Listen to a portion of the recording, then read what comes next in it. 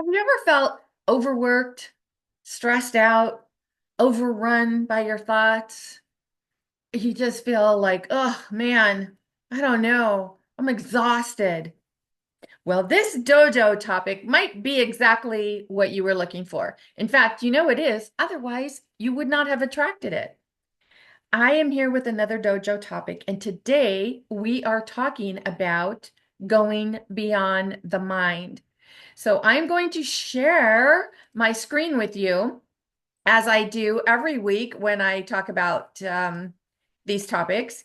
And I do invite you to join us virtually on Tuesdays at the dojo. We meet virtually and we have a group that talks about these discussions. And if you can't join us virtually, if you can't be there to be part of the conversation, absolutely enjoy these replays of the topic itself that I am putting on my YouTube channel because I post a new one every single Tuesday. So today we're going to be talking about going beyond the mind. And if you're wondering, like, what does that mean? Well, you're going to find out in a few minutes.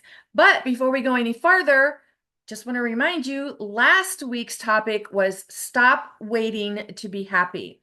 And I think you'll see that last week's topic is kind of flowing into today's topic about going beyond the mind.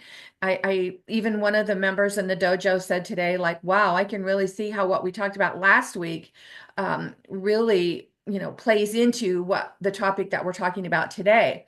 So if you missed that last week, if you were unable to join us live or you didn't see the video, I will put a link to the video at the end of this video so you can check it out, if that be your choice. Alrighty, so moving on, I want to just share. I've been really immersed in two books lately, over several weeks, and those books are Effortless Being and The Greatest Secret. I highly recommend that you take a chance and look at these books. If nothing else, go to David Bingham's YouTube channel and watch his video conversations that he has with people.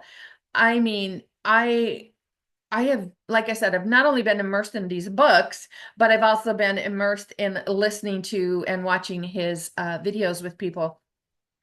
And if you watch any of these, you'll see, like, has some great overflow about what I'm talking about today. Anyway, that's where we're going today. We're going beyond the mind. So I highly recommend you check these out, especially if today's conversation might be like, I'd like to go deeper into this. These books might be just what you're looking for. All right. So the fact that you're listening to this video tells me you're a seeker. And I'm excited about that because I too have been a seeker since before the age of 14. And I can pinpoint exactly when I knew that, oh, there's something more. I can tell you where I was. I was in the gymnasium at my high school. I was 14 years old. So everything has been unfolding for me since then. And everything that has transpired between then and now is part of my journey. And it's really exciting when you wake up every morning and you're like, whoa, I love my life. I love the things I've learned. I love that I no longer hold on to the negative energy of the things that I've learned. And it's really fun to be able to continue to expand your awareness of self by going beyond the mind. And that's what we're going to be talking about today. So, did you know that the mind is only 1% of our consciousness? Scientists have proven that the brain and the mind are separate. They can measure brain activity, but measuring mind activity or thought processes is currently an unachievable goal for them. Very interesting when you think about that. And sometimes, maybe you haven't even given any thought to, well, what's the difference between the mind and the brain? Aren't they the same thing? And depending on, how much you're in this realm of mindset work, maybe you already know that fact. But I think there are a lot of times when we know something and when we're reminded, it gives us that opportunity to go back and just say, oh, yeah, maybe I want to look at that farther. So maybe something that I share today might do that for you. Happiness as a feeling is produced in the brain through neurophysiological processes, but the mind plays a role in how we perceive and experience it. Think about that just for a second.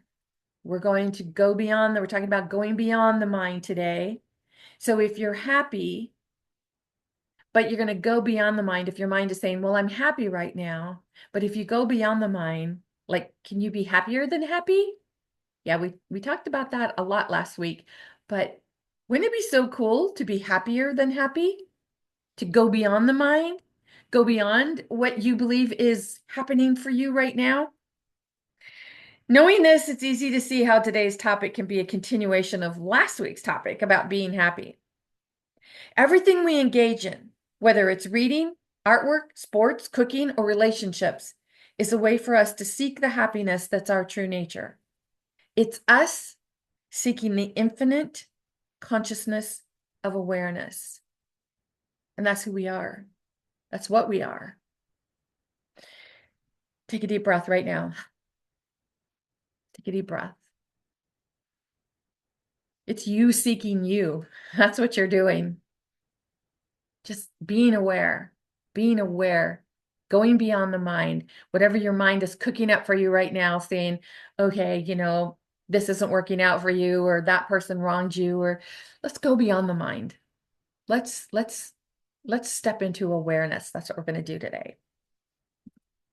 So we're always looking for that sense of heightened awareness that goes beyond the mind, which begs the question, does everything we feel or choose to learn, is it important?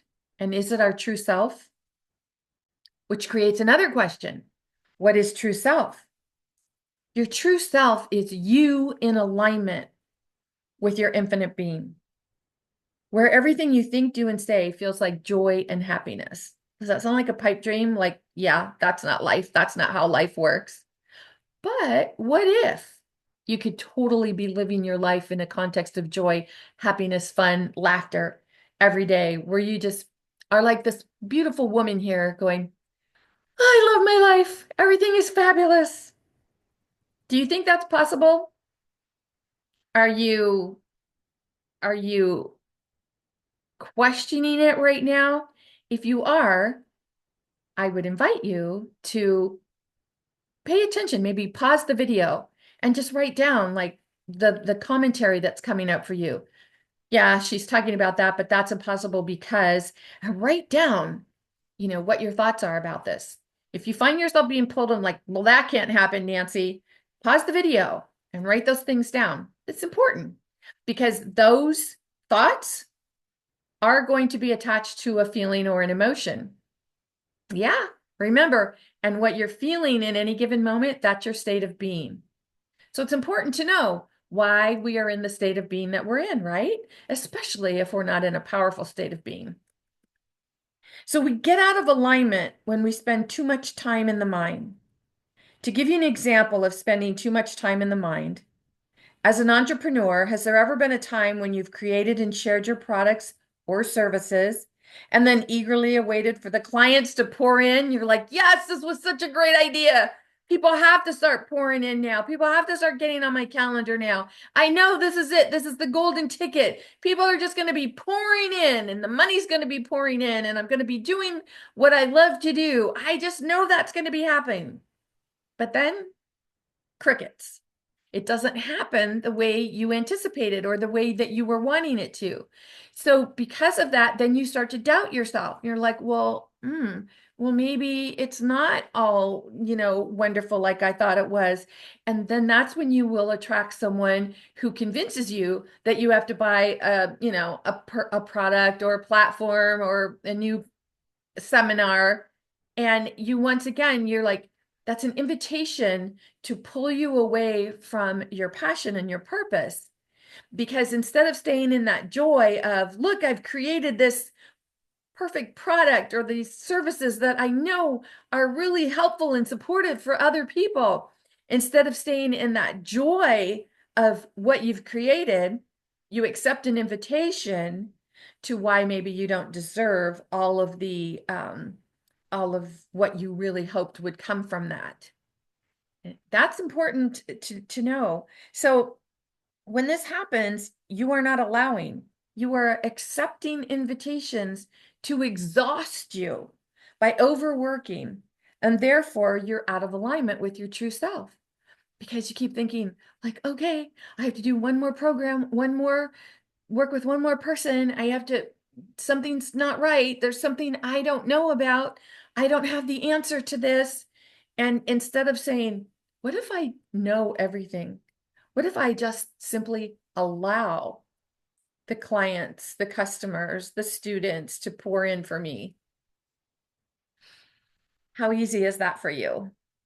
Because one is being an awareness, like it's impersonal awareness. You're not looking at the situation and giving it commentary like, oh, maybe I'm not being seen on social media enough, or maybe I don't know enough people, or maybe I don't know the right people, or see, that's commentary. That's where your mind starts to, um, send invitations to why you're not good enough, smart enough, whatever enough. It's really important for us to know what's going on in the mind, and especially the commentary that we're giving it. So based on the invitations you've accepted in your life, those invitations have brought you to where you are. And where you are is the story you tell yourself and the story you tell other people. And based on that story, you keep sharing it over and over and over again. That story creates a state of being. So the question to ask yourself is, are you happy with your story? Or is it time to burn the books you've used to create the library of your mind? All those stories that you've been storing in your mind that's telling you who you are, what you do, why you're not good enough. Are you ready to burn those books and go beyond the mind? The way to go beyond the mind is to practice impersonal awareness, which can be summed up as noticing without commentary. Noticing without commentary. Now, what does that look like? Let's just say you open your checkbook and you don't like what you see. So you notice that you open the checkbook, but then you allow commentary of why it is the way it is, why you don't like it. Now, you see, when you do the commentary, when you allow the commentary, that is what creates the emotions, the feelings. And it just keeps snowballing from there. So here's an example of how to practice impersonal awareness. I invite you to close your eyes and focus on the backs of your eyelids. Listen to the sounds around you, and as you hear these sounds, simply notice them. Depending on what you're noticing, you could be saying, there is impersonal, effortless awareness of sound outside this building. There is impersonal, effortless awareness of the body sitting on the seat. There is impersonal, effortless awareness of some emotions appearing. There is impersonal, effortless awareness of a little pain in our leg. There is impersonal, effortless awareness of some tension or tightness in the shoulders. There is impersonal, effortless awareness of a dog barking. There is impersonal, effortless awareness of a tingling sensation in our foot.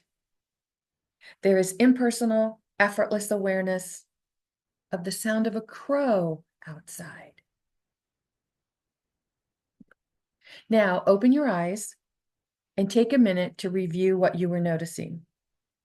Now, of course, I was giving commentary. If you were doing this on your own, you would stop the video and just close your eyes and concentrate on the back of your eyelids and notice the sounds that were going on. If that was difficult for you to do because I was talking and giving you examples, you might want to pause the video right now and close your eyes and just notice. And see if you're able to notice without commentary. That's awareness being aware without the commentary. Now, notice that each time we talked about impersonal awareness, we did not use the words I, me, or mine, because doing so would be an invitation to comment on what was being noticed by engaging the mind. And we want, for the purpose of this video, to go beyond the mind, to be in awareness instead of judgment, commentary. So what does that mean? What's an example of that? An example of this would be when I talked about the crow. When I said there is an impersonal awareness of the sound of a crow. Now, where you engage the mind and give it commentary, you might say, I wonder if it's going to eat the seeds I just planted in the garden. Well, if it eats the seeds, then I'm going to have to go buy new seeds. Oh my gosh. That means I have to make a trip to the store, and I really wasn't prepared to do that today. I was just kind of hoping this would be done. This would be behind me. But let's see, if I'm going to replant the seeds, what's to keep the crows from coming back in and eating those seeds? Maybe I have to build something. Do you see how now you're making it way more than simply being aware of the sound of the crow? You're giving it all this commentary. And when you just think about, there is an awareness, uh, the crow, there is an awareness, there is an impersonal awareness of the crow. You're just thinking about the sound of the crow cawing in the background. And it's a light feeling. It feels really light, like effortless. But then as soon as you start the commentary and allow that to go on, now you feel yourself constricting. It's heavier. It's denser. If you don't believe me, pause the video again and think about the crow just as in terms of what you think about when you hear the sound of a crow versus what you think the crow might be doing. Awareness is our natural state of being. Impersonal, effortless awareness is a frequency. And by not using the words I, me, or mine, you're not energizing the awareness. So there's no energy involved in effortlessly being aware of the sound of the crow. But as soon as you start giving that commentary, now you're putting energy towards it. And you might be thinking, what the heck do I care about a crow? Yeah, it might not matter when you're talking about a crow, but think about when you're talking about your finances or your relationships or your children or your job or your career or your business or your clients. You see how this works, right? Using the words I, me, or mine is an invitation to attract something we may not want. And when we do, we often go in search of limiting belief that created it. Like, oh, I really have been trying to manifest X, Y, and Z, and I haven't manifested it yet. So that must mean that I have a limiting belief. And now, so what is that limiting belief? I've got to go figure out what the limiting belief is. There's nothing wrong with getting rid of limiting beliefs, but you want to pay attention to the commentary that you are feeding into or allowing yourself to stay in that dense energy, that vibrational frequency of, oh gosh, now I've got to figure something else out. Why can't anything be easy? You see, that's where your mind just starts to, take off on its own. And remember, you want to go beyond the mind.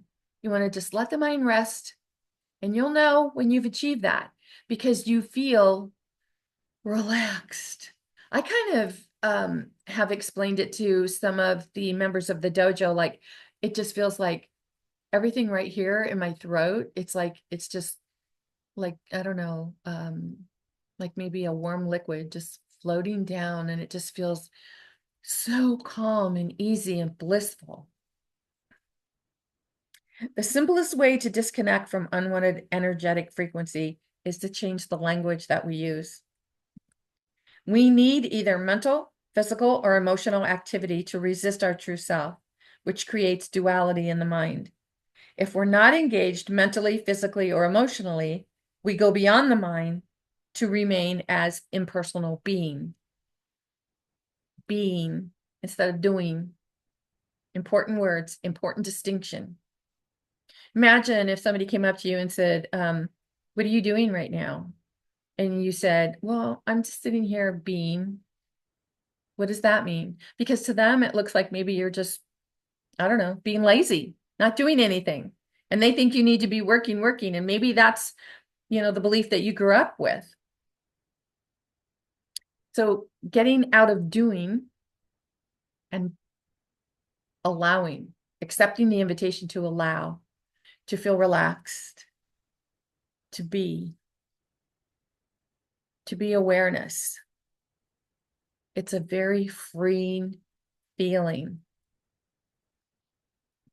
The next time you find your mind being overworked, overrun, or overwhelmed because of things you're noticing, accept the invitation to go beyond the mind by practicing impersonal awareness. Stop, and just like the exercise that we did where we closed our eyes and concentrated on the backs of the eyelids, take a deep breath and notice, what are you aware of? And are you allowing that awareness to become commentary?